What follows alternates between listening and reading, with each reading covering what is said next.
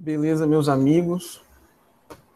Hoje o tema aqui é de central importância, a oração. É o último tema aí da sequência de aulas. A gente começou essa sequência aí ano passado, no início do ano, e um ano depois estamos terminando aí o Fé Explicada. Muito bacana, e agradecemos aí todos que ajudaram, os nossos professores, Antônio, o Dante, teve até o João Luiz, não sei se vocês conheceram, ele deu uma aula também. O Elvis. Mas o Elvis, ele deu mais as outras palestras lá. Essas aqui de doutrina foi o Ed Beth também ajudou. Enfim, todo mundo aí. E a oração, por que esse tema é importante? Eu acho que todos nós, né? A grande maioria das pessoas cresce num lar assim que, na maioria das vezes, é católico, né? E as primeiras orações que nós aprendemos geralmente são das nossas mães, né? Ou pais ajudando em casa. E geralmente essas orações, né, vão formando a gente enquanto nós crescemos. Eu acho que tem mais alguém ali no portão. Vamos só esperar ele entrar.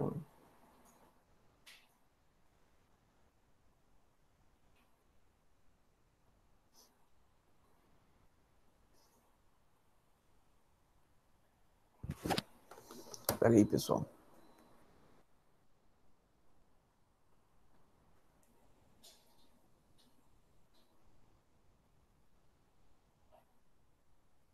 O Rodrigão.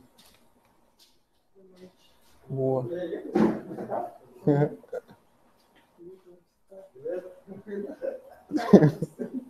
E aí, Rodrigo? Tranquilo? Então, começando aí. Oração. Como eu ia falando, é no seio da família que a gente aprende as nossas primeiras orações, né? E, de certa forma, é onde a ideia geral de Deus, de religião e tudo mais é apresentada assim pela primeira vez para a gente. Mas, às vezes, nós permanecemos nessas ideias assim meio gerais e bem genéricas até a fase madura da vida. E termina não se desenvolvendo junto conosco, com nossa personalidade, a vida interior também, né? Então, chega um momento que não basta dizer assim que crê em Deus, ou eu sou religioso, católico, Deus existe e tal, e ficar preso a só essas generalidades, né? Chega um momento que é preciso virar a chave, vamos dizer assim, e começar a procurar Deus a sério mesmo. Levar esse negócio da religião a sério. E quando é que isso acontece? Isso acontece quando nós nos damos conta da importância desse tópico para a nossa vida e livremente nós escolhemos fazê-lo, tipo, levar a sério mesmo. E não só isso, né? Quando nós contamos com o auxílio da graça, é o segundo ponto.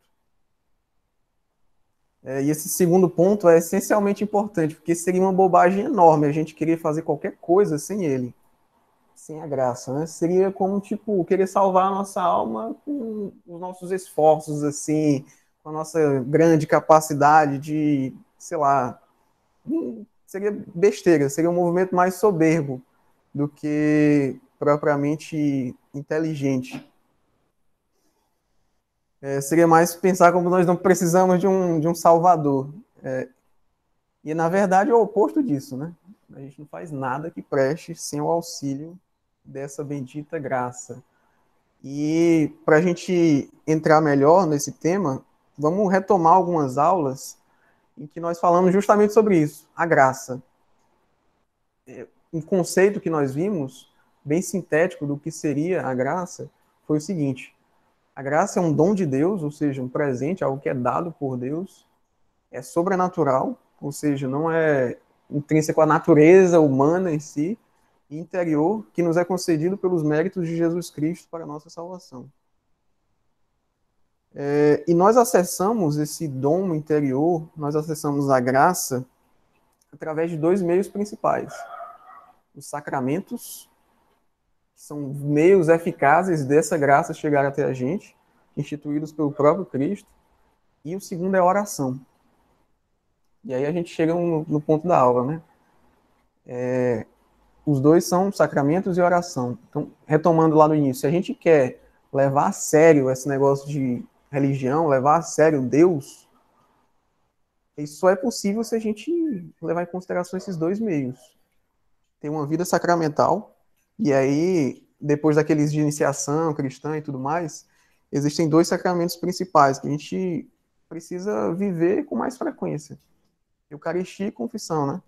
Então, ter uma vida sacramental, recebê-los melhor e com mais frequência. Isso faz parte, assim, é indispensável. Não tem como você ser um cristão sério sem pegar isso, sem levar em conta esse aporte sobrenatural, né? E o segundo é a oração. Ter uma vida de oração, que vai ser o tema aqui dessa conversa, rapidinho. Bacana. E um detalhe importante, né? Eu falei que esse movimento de querer com as próprias forças, conseguir salvar a sua própria alma, é mais um movimento de soberba e tudo mais. É bom lembrar disso também porque não dá para abrir mão dessa parte sacramental.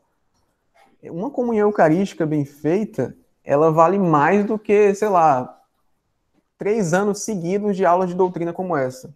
Uma comunhão tem um valor infinito. Vale mais isso do que a gente passar o resto da vida aqui estudando. Não é um esforço da gente. Esse nosso esforço não leva a lugar nenhum, no final das contas. Sozinho, é claro, né? Tem que contar com a graça. E esse tema é de vital importância também para a gente aqui, né, do Espaço Mandacaru.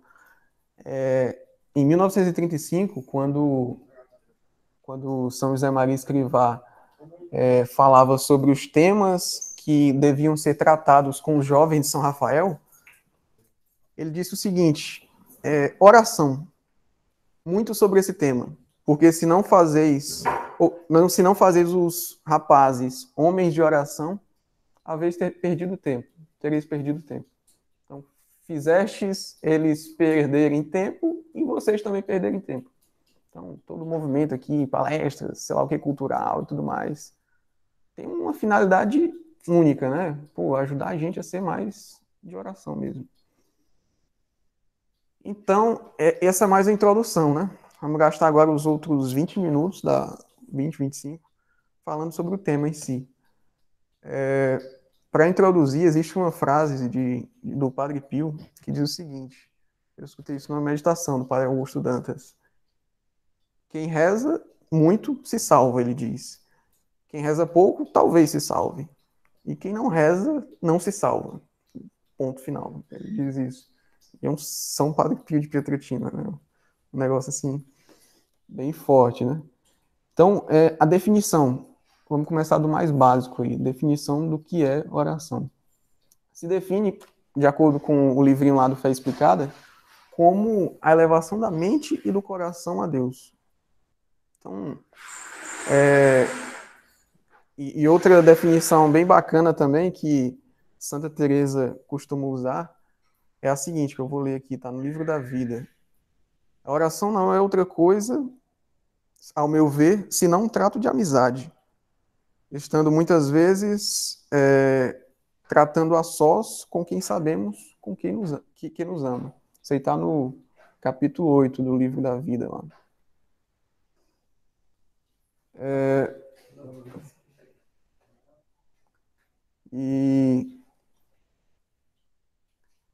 E aí agora, antes da gente... Porque o plano da aula é o seguinte: primeiro, definir, falar um pouco sobre os fins da oração, e por último, chegar ao como fazer, o passo a passo, o método.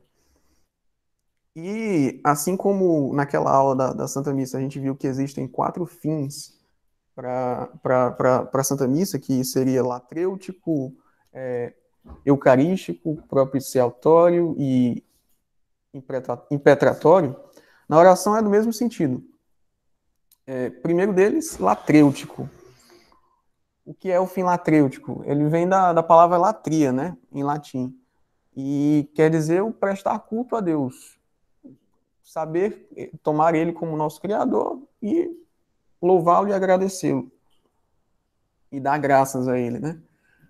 O fim eucarístico, como o próprio nome diz, Eucaristia em grego, quer dizer dar graças, né? Então, é a finalidade que nos chama a agradecer os seus benefícios.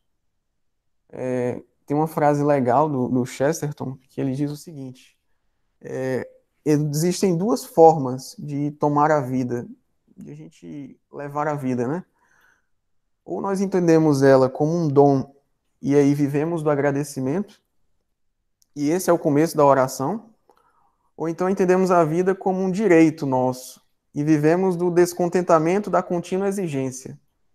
É como se, eu não sei se vocês pegaram o negócio, né? Mas ou ela é um presente dado por nós e nós vivemos com essa sentimento de profundo agradecimento a Deus, ou então nós somos o centro do mundo e merecemos tudo e vivemos numa profunda exigência contínua, assim, entende? A primeira forma é a mais adequada, né, de se viver. Tem um trecho no Salmo 8º que expressa muito bem essa relação do homem, criatura, com Deus, né? Que expressa muito bem essa meditação sobre a pequenez dele e a grandeza do Criador.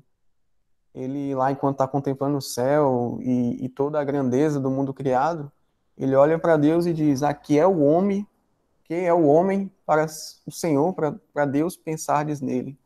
Que são os filhos de Adão, para que vos preocupeis com eles? Então, a oração parte daí, de um sentimento de instalação na nossa realidade mesmo, né? De criatura, de pequenez diante de um Deus imenso e bondoso, e um sentimento de agradecer. Então, é um ponto de partida aí, né, da oração. Terceiro fim, depois do agradecimento, é o propiciatório. É no sentido de pedir perdão. Então, na oração, nós também, além de louvarmos, agradecermos a Deus, e nós também pedimos perdão por nossas faltas mesmo, né? Vamos pensar que ofender a um pai tão bom é como, sei lá, um filho meio desnaturado levantar a mão contra a sua mãe que praticamente deu tudo para ele, né? É uma imagem assim que chega da repugnância, né? E é basicamente isso que nós fazemos quando temos essas rebeliões, né, contra Deus. Então, pedir perdão também é uma das finalidades da oração. Tipo aquele salmo típico, né, de Davi, o 50, o Miserere, né? E o último é o impetratório. Impetratório é basicamente nós pedirmos, né? A parte que a gente mais usa, mas ela vem por último, na verdade. É pedir graças e favores a Deus, né? Pedir aquilo que nós necessitamos. E nessa parte entra bastante um sentimento de petição filial, né? Uma confiança de um filho que pede para o pai que sabe que o ama. Então, quando se fala que a filiação divina é o fundamento da vida do cristão, da vida espiritual do cristão, passa muito por essa confiança, né? De quem se sabe amado. Tem um trecho de Amigos de Deus, uma homilia de São José Maria, que ele fala o seguinte, e expressa muito bem essa confiança filial. Diz o seguinte: a oração, em face de quaisquer circunstâncias, tem sido a mesma, em tons diferentes. Tenho-lhe dito, aí abre aspas, ele falando da sua oração: Senhor, tu me colocaste aqui, tu me confiaste isso ou aquilo, e eu confio em ti. Sei que és meu pai e sempre vi que as crianças confiam absolutamente em seus pais. A minha experiência sacerdotal confirmou-me que este abandono nas mãos de Deus impele as almas a adquirir uma piedade forte, profunda e serena, que incita a trabalhar constantemente com a intenção reta. Então, esses são os três fins, assim, da Santa Missa. É porque é da missa também. Eu ia falar depois. Esses são os três fins da oração, né? Quando orar, ter esses três em mente. E eu fiz essa lembrança aí da Santa Missa porque ela é a oração perfeita, no final das contas, né? É nela que nós adoramos, agradecemos, reparamos e pedimos com excelência, né? Então, já quase que terminando essa parte introdutória para a gente ir para a parte mais prática, o tópico de os tipos de oração. existem três tipos principais de oração: oração vocal, oração mental e oração contemplativa. A pegada inicial é bem essa mesmo, é uma aula de catequese, né? Então, vamos lá. Primeiro, a oração vocal. Esse tipo de oração está bem conforme assim com a própria natureza do homem, né? Nós somos corpo e alma. E esse tipo de oração, ela é a forma que nós temos de convidar tanto o corpo quanto a alma, quanto o nosso coração para dialogar com Deus, para rezar. Então, nela, a nossa mente, o nosso coração e os nossos órgãos vocais, a nossa materialidade humana, vamos dizer assim, se unem para oferecer a Deus uma adoração, ação de graças, enfim. E essa oração vocal, então, resumindo, é quando nós, por meio de palavras, fórmulas prontas, rezamos. Então, por exemplo, o próprio Pai Nosso, Ave Maria, o Terço, são fórmulas já prontas que nós usamos para rezar, falar com Deus. E existem até algumas orações que são quando o corpo místico de Cristo está unido e reza oficialmente em nome da igreja. Nesse caso, é a oração litúrgica. E aí a Santa Missa é uma oração, por exemplo, é uma oração, com a sua liturgia, é uma oração vocal. A liturgia das horas também é uma oração vocal. E até os atos corporais de piedade, tipo ajoelhar-se reverentemente, de forma reverente, né, diante do sacrário ali, ou então persignar-se, né, fazer o sinal da cruz de forma piedosa, tudo isso é o nosso corpo com a nossa alma falando a Deus, né? Então é uma forma de oração também. E se enquadra em oração vocal. Beleza? Segundo, a oração mental. A oração mental também é chamada de meditação. E nela o que a gente faz é meditar mesmo, é pensar, ruminar sobre alguma verdade de fé, ou então um episódio da vida de Cristo, ou então de seus santos. Então a gente pega uma situação concreta, uma verdade de fé, e começa a pensar sobre aquilo sem fórmulas prontas, como na oração vocal, entende? E nós fazemos isso com uma finalidade de aumentar em nós algumas virtudes, as virtudes cardeais, né? Aumentar em nós fé, esperança e caridade. E, tomando agora o exemplo de Cristo, é isso que ele faz é isso que ele pede que nós façamos quando ele diz, né? Quando orares, entra no teu quarto, fecha a tua porta e ora ao teu pai que está em segredo. Então, essa aí é a oração mais íntima, a mais recolhida. E aí nós, para fazê-la, né, nós podemos utilizar alguns meios, alguns recursos. O Evangelho, por exemplo, é uma ajuda ideal para a nossa meditação. A gente pega lá, vê os pontos da vida de Cristo e pensa sobre aquilo. É simplesmente isso. Ou então algum outro livro de espiritualidade, tipo Caminho, Suco e Forja. Todos eles são pequenos pontos de meditação. A gente pega um e, com a ajuda, o autor pega na nossa mão e nos conduz a contemplar algum tema em específico. Imitação de Cristo, o próprio Falar com Deus, aqueles textos são próprios para isso.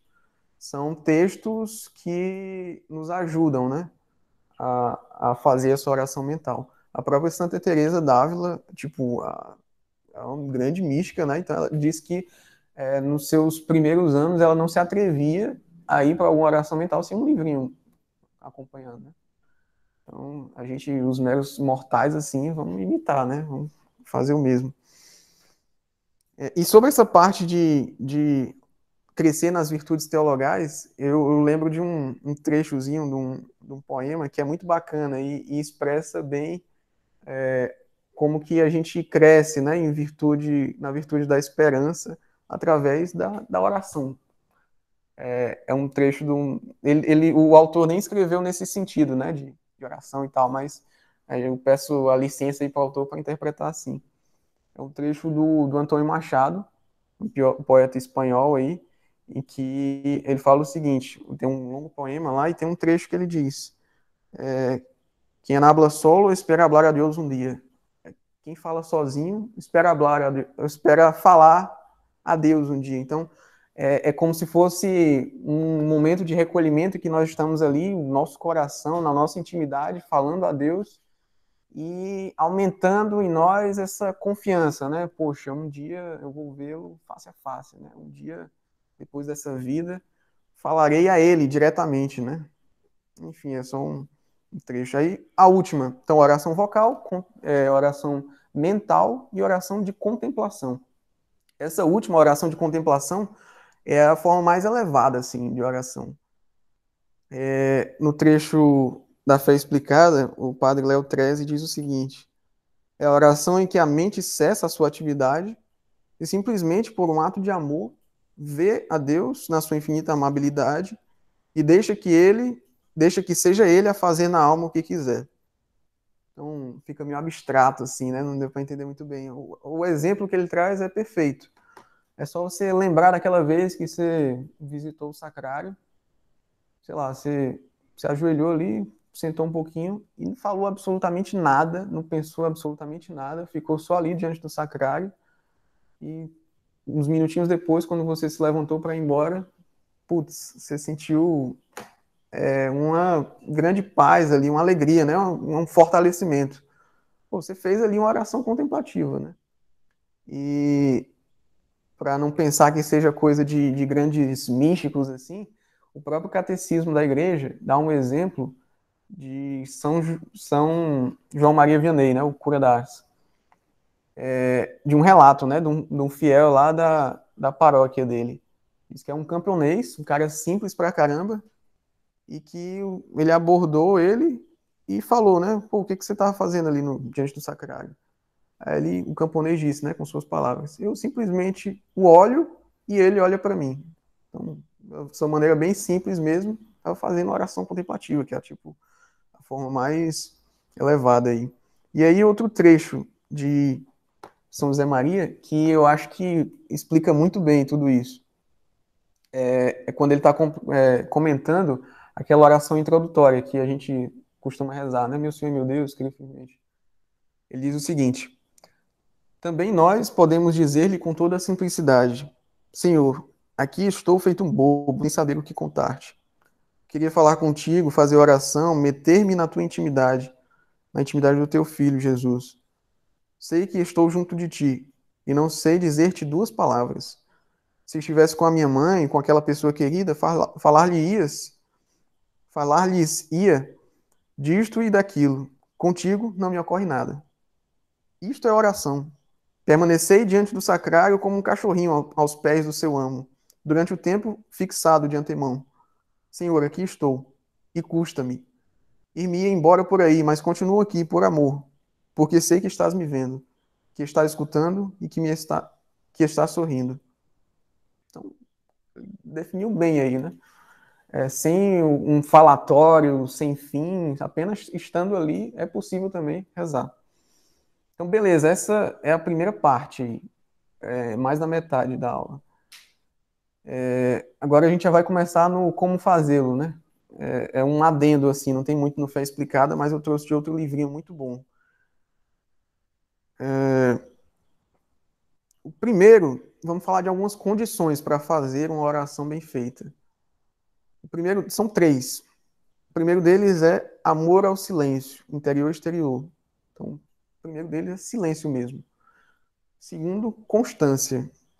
E o terceiro é você, de certa forma, disciplinar-se para escutar e perceber a voz de Deus, que é um diálogo, né? Não é só você que fala, no final das contas.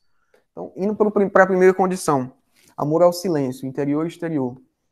Tem uma citação de Madre Teresa de Calcutá que é muito legal. Ela parte do silêncio e mostra qual é o caminho, né, da vida ascética. E ela diz o seguinte: o fruto do silêncio é a oração. O fruto da oração é a fé. O fruto da fé é o amor. O fruto do amor é o serviço. E o fruto do serviço é a paz. Então, ela começa lá no trecho que eu queria enfatizar, né? O fruto do silêncio é a oração. Então, o primeiro ponto é esse, silêncio mesmo. E esse silêncio não é aquele de, vamos aqui atingir o nirvana, ou sei lá o que, do yoga. Não, não é um silêncio, vamos dizer assim, de introspecção, eu e eu mesmo e acabou. Não, não é isso.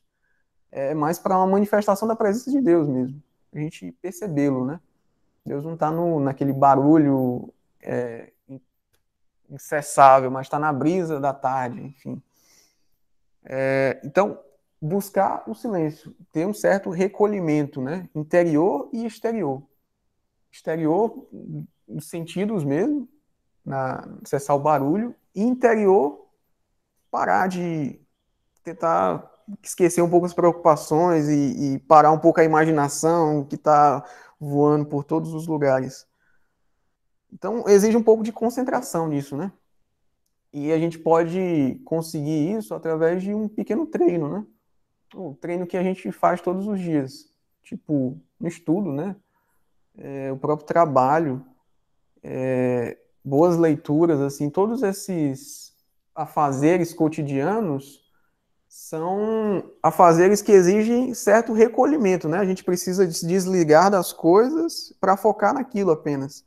Então, se nós nos esforçamos aí, por exemplo, para fazer 15 minutos ali de uma leitura de um livro que a gente escolheu, ou passar 30 minutos trabalhando de fato, sem olhar para mais nada, a gente está, de certa forma, preparando a nossa alma para quando chegar aos 30 minutos de oração ali, você realmente fazê-lo e não ficar em 1000 coisas ao mesmo tempo, entendeu? Então, são formas, né, da gente ir treinando aí o recolhimento, o silêncio. Então, talvez, sei lá, apreciar uma boa música, até a arte mesmo ajuda a gente a ser mais contemplativo, assim, né? E umas formas da gente preparar melhor esse silêncio na hora da oração é tipo nos minutos que antecedem, nos momentos que antecedem esse tempo que a gente separou para fazer a oração, viver um certo recolhimento. Tipo, para a oração da manhã seguinte, viver um tempo da noite, vamos chamar assim. É assim que a gente chama, né? Na verdade. Viver um tempo da noite, ou seja, nas últimas horas da noite, já ir se desconectando das coisas, dar um tempo ali no WhatsApp, no celular, quem sabe. Fazer o mesmo durante o tempo da tarde, logo anterior ao momento de oração que a gente fixou. Beleza. Então, essa é a primeira condição. Silêncio interior e exterior. Depois, constância. Porque esse negócio de vida interior, de oração, não é uma coisa fácil assim, né, bicho? Tem dia que simplesmente não sai nada e a gente quer fazer outra coisa mesmo. Mas, caramba, a nossa oração não deve depender do nosso estado de ânimo, entende? Se a gente for depender de, eu tô me sentindo bem hoje ou não, nunca vai ter nada firme na nossa vida, né? Então, quais são as formas práticas de ter constância?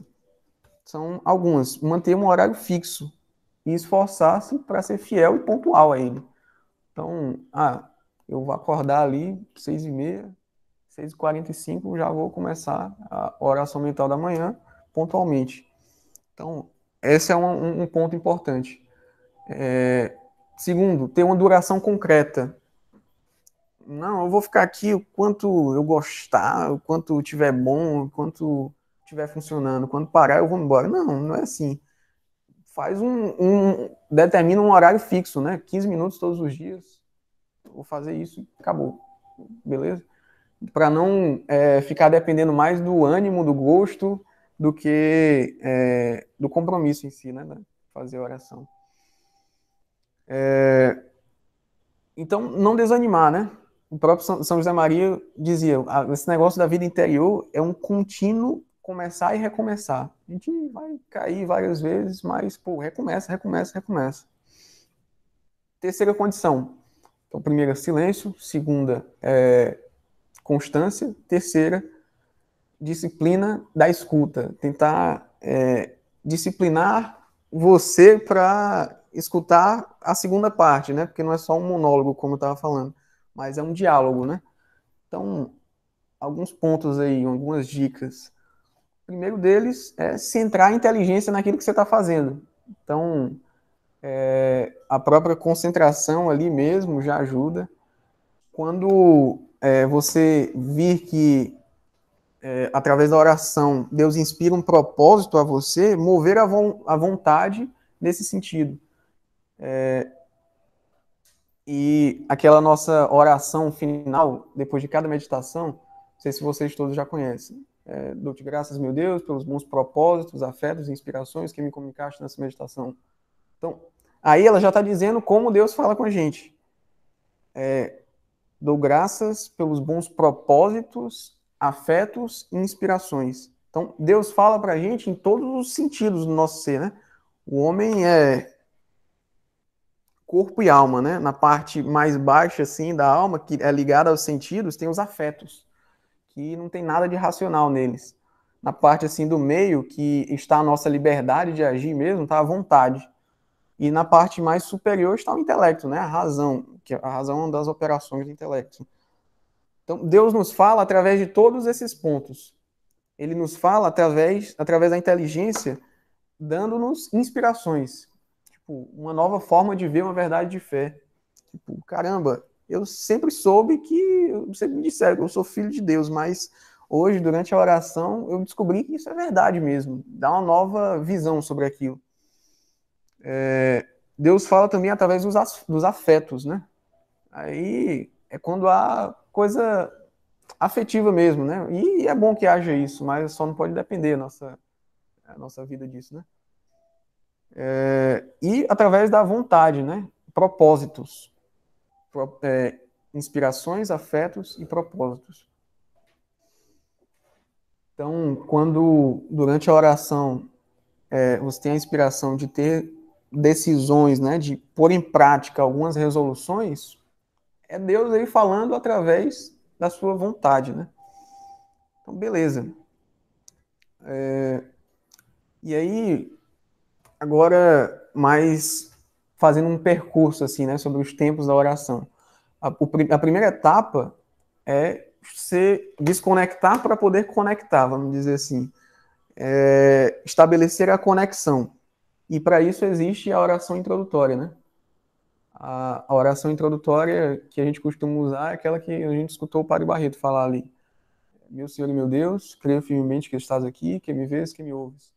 Adoro-te com profunda reverência, peço-te perdão dos meus pecados e graça para fazer com fruto esse tempo de oração. Minha Mãe Imaculada, São José, meu Pai e Senhor, meu anjo da guarda, intercedei por mim.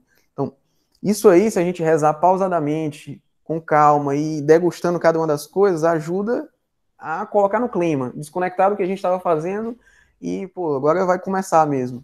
Meu Senhor e meu Deus, creio firmemente que estás aqui. E aí tem um trecho que eu peguei aqui de nosso padre, comentando essa oração inicial. É muito legal, vou ler aqui para vocês.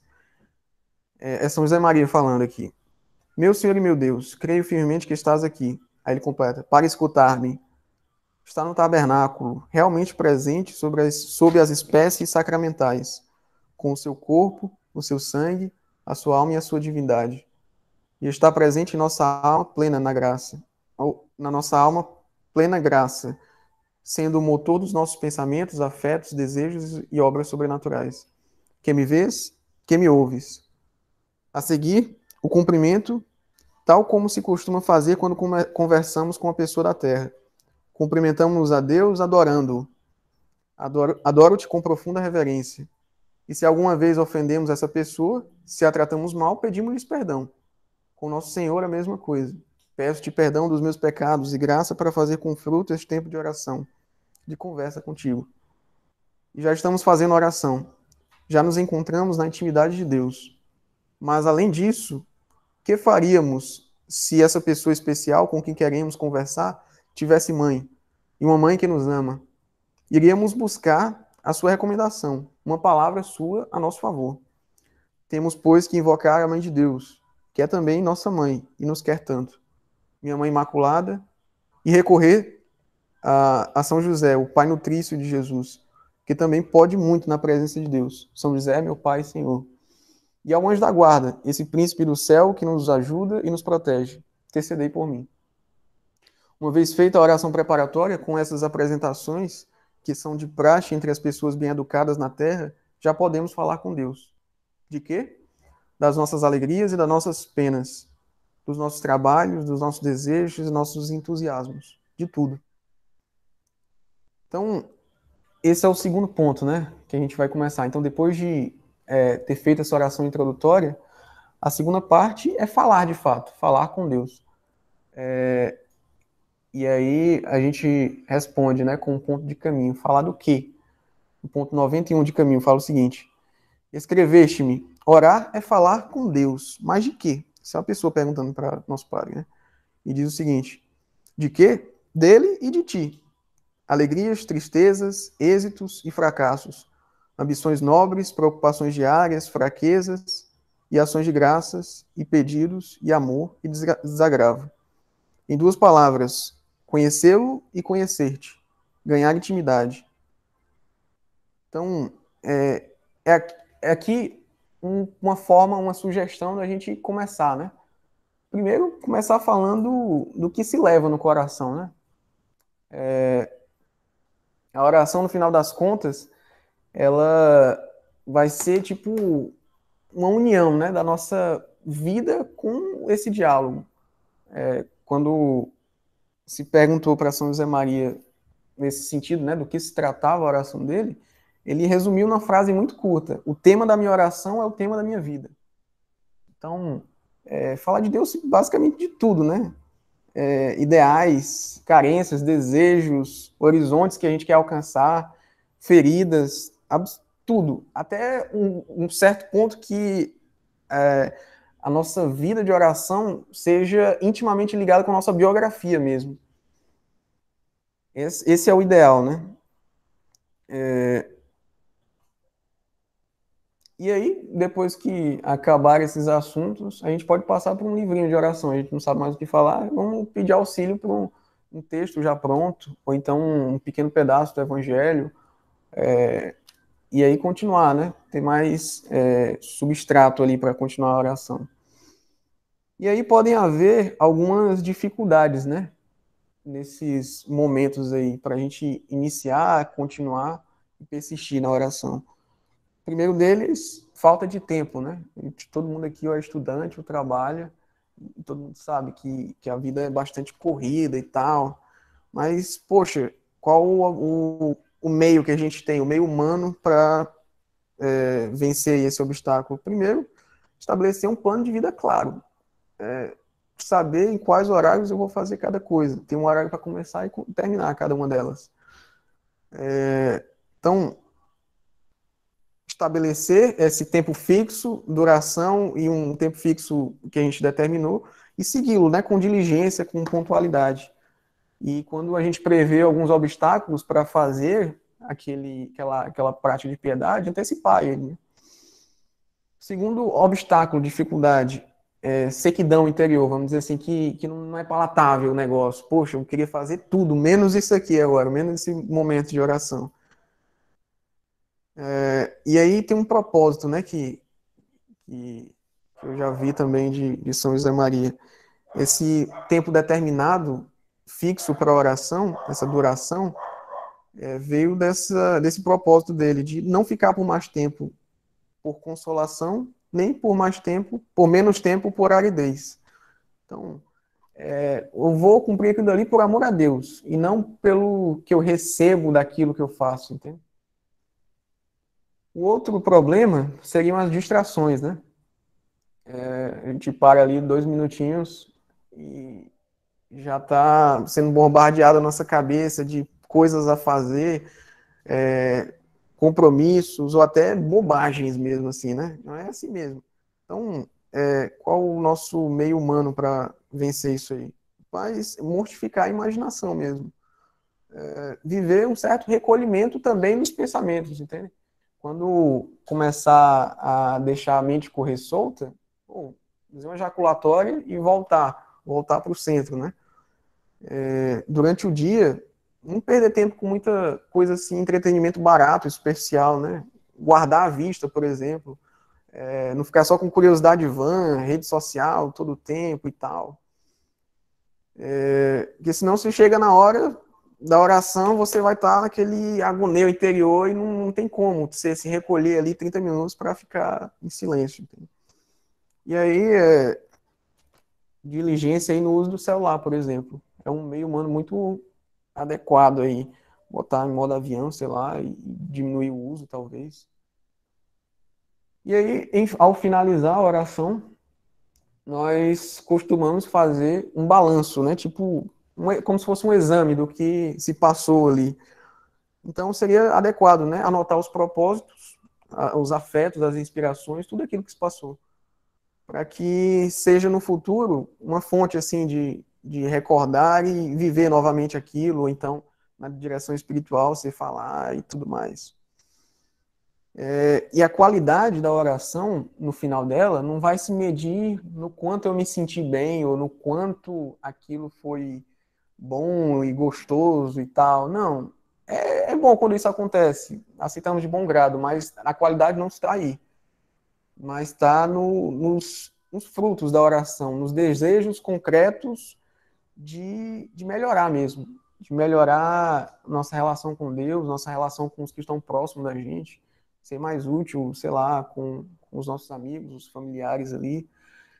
E também se traduz numa unidade de vida cada vez maior. Isso é uma característica da oração eficaz.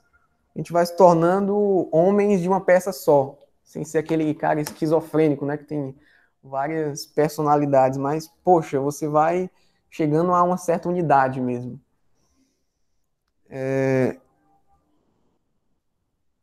Bacana. E já se encaminhando para o final, eu vou terminar aqui com 3 pontos, um de caminho e 2 de suco. Hoje é dia de São José Operário, né? Então caiu muito bem aí, porque tem esse ponto aqui de caminho que resume bem a importância, né, dele para esse tema aqui que a gente está tratando. É o ponto 561 de caminho. Ele diz o seguinte: quem não achar mestre que ele ensine a orar, tome este glorioso santo, São José, por mestre, e não errará no caminho. O conselho vem de uma alma experimentada, que no caso é Santa Teresa de Jesus, né? D'Ávila. Segue-o. Então, data oportuna aí para tomar esse cara como uma ajuda a mais, né? Pedir a intercessão dele.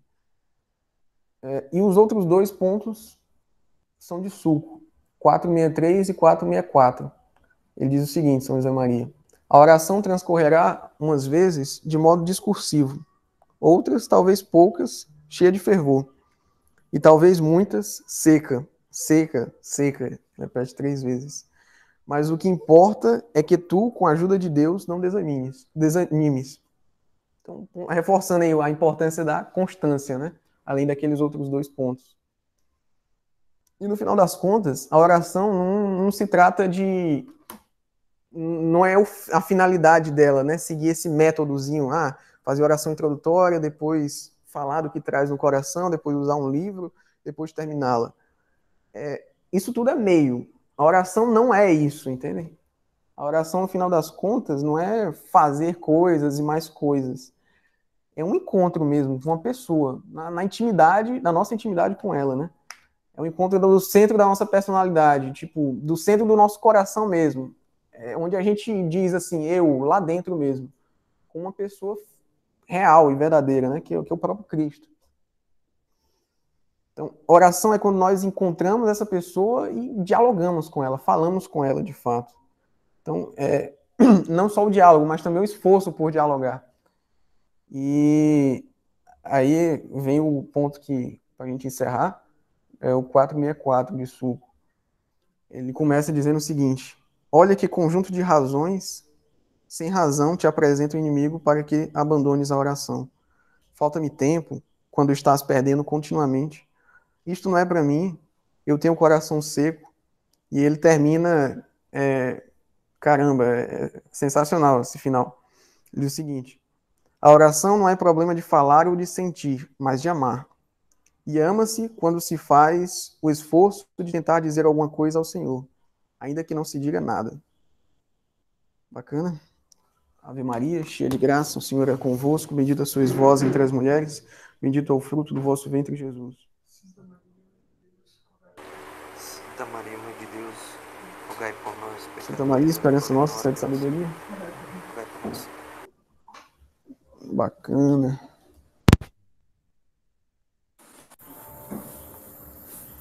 E aí, alguém quer falar alguma coisa, dizer alguma coisa a mais?